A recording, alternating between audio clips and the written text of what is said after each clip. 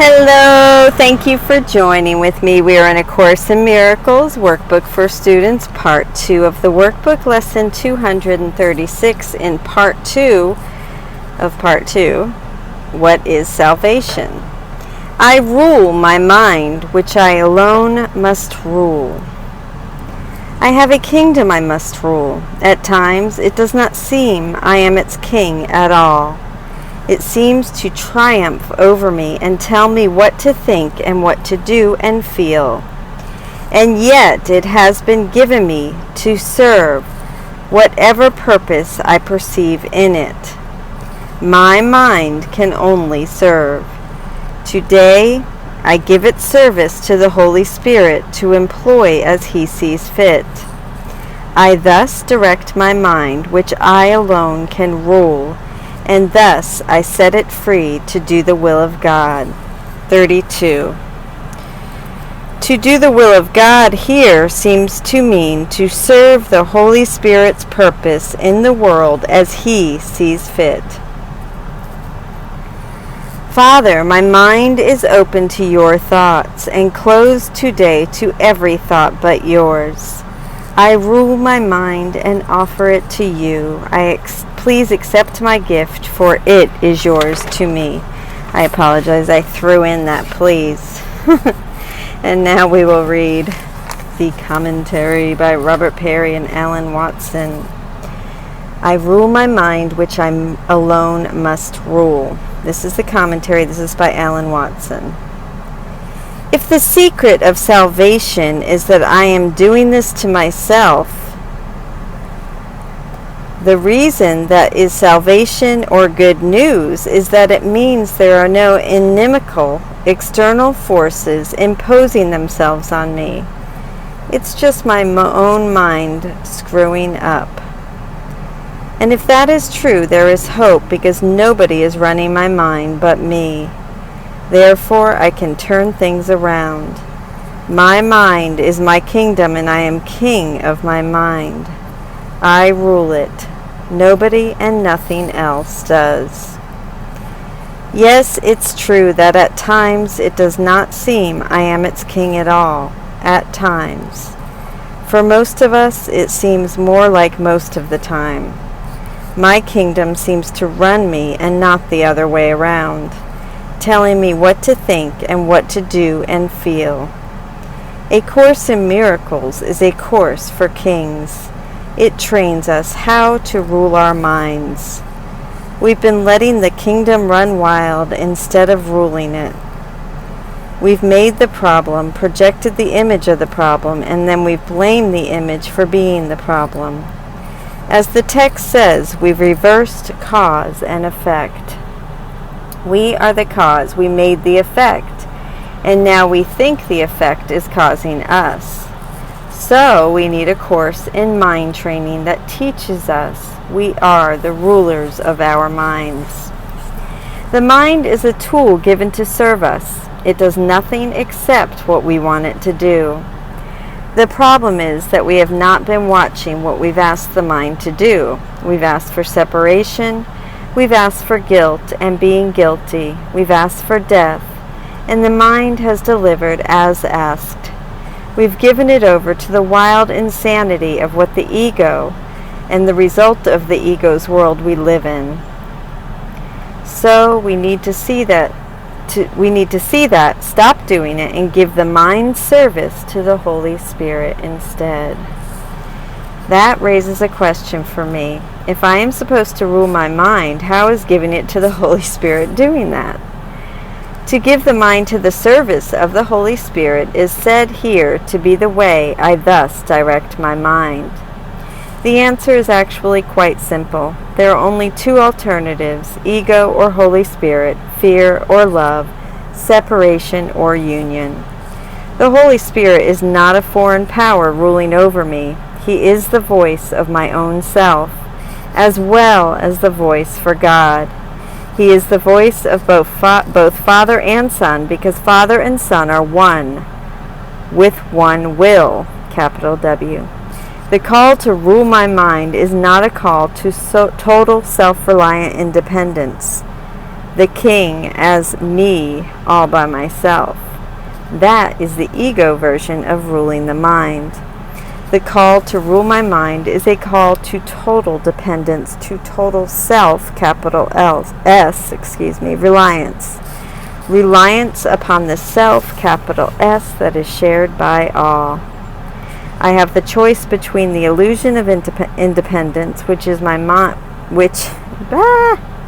in which my mind is actually enslaved by its effects, and real freedom, in which my mind is given to its divinely intended purpose, serving the will of God.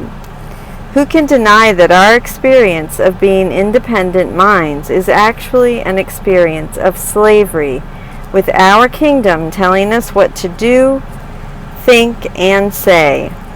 Let us today realize that there is an alternative and gladly give our minds to God. Let us enter with willing hearts into the process of retraining our minds to think with God. And if you'd like to close your minds, yeah, that's a good idea. Close your eyes and open your minds. I will start with meditation. I just want to say here that I apologize that I don't go back and make these more professional, but honestly, I just don't have the time. So I try to make them as professional. If I make really big blunders, I'll stop it and then erase it and go back. So I do try to do that, but sometimes I don't have as much time. Some days I have more time than other days. So I appreciate your listening and your patience and your training in forgiveness by listening to my errors, because I just don't have the time to correct them all. So thank you. I love you. I hope it sounds more like, I think my friend Phil said that it sounds like a friend I'm reading this with a friend, and I hope that I am your friend. We are one together, and we're in this together, joining. So if you'll please close your eyes, and I will lead us into the meditation.